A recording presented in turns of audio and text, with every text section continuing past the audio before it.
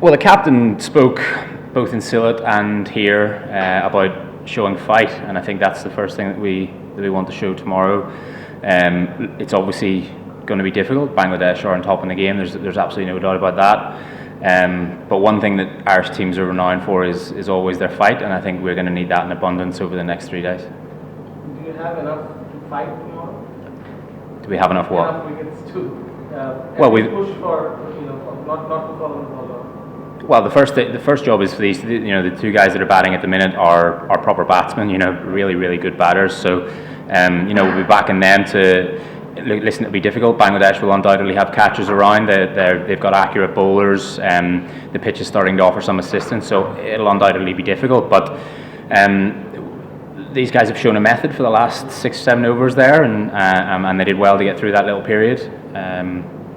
And obviously it'll be a first hour tomorrow morning. If we can get through that, that's the first little target.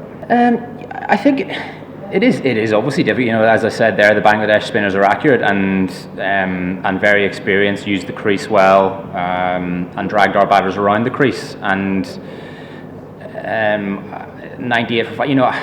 I'm not going to sit here and criticise our guys. I think just to put into context, there are teams that are far more experienced than us that come to this part of the world and also struggle with that type of environment. And we will never use that as an excuse within our group. But I'm merely stating the obvious, really. Whenever the guys will obviously find that sort of bowling difficult whenever it happens, and it's. But I think we've got to use that as something really exciting.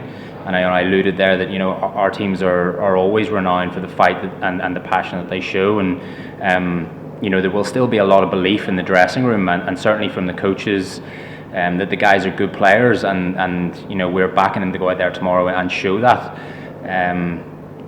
But I think I'm not gonna stand up here and sit up here and criticize anything that our guys do here, really, to be honest, because their backs are against the walls, and like I said, we will never use that as an excuse within the group, but it is reality. Next level, well done, side by side, free. Look, he's obviously come in, and it's a very different period of the game whenever he's batting. Whenever we've got one session to get through, catchers around the bat. But look, we've just had a brief chat there with the captain about how he wants to go about things for the remainder of the Test match, and I've no doubt the guys will be thinking about it overnight. And as I said there, we'll be backing them to go out there and do a good job for us. Very reliable bowler, very reliable cricketer in general. The most pleasing thing about our bowling innings was that teams have scored big runs against us in the past, and they've often done it with a higher run rate. And I think correct me if I'm wrong, we're around 3.2, 3.3, somewhere around there. I know that the guys came in at the end and they maybe started to play a little bit more aggressively, but I was really pleased with the economy with which the lads bowled. I thought 𝐂𝐨𝐲𝐲𝐫𝐢𝐬𝐬's accuracy, his accuracy was brilliant.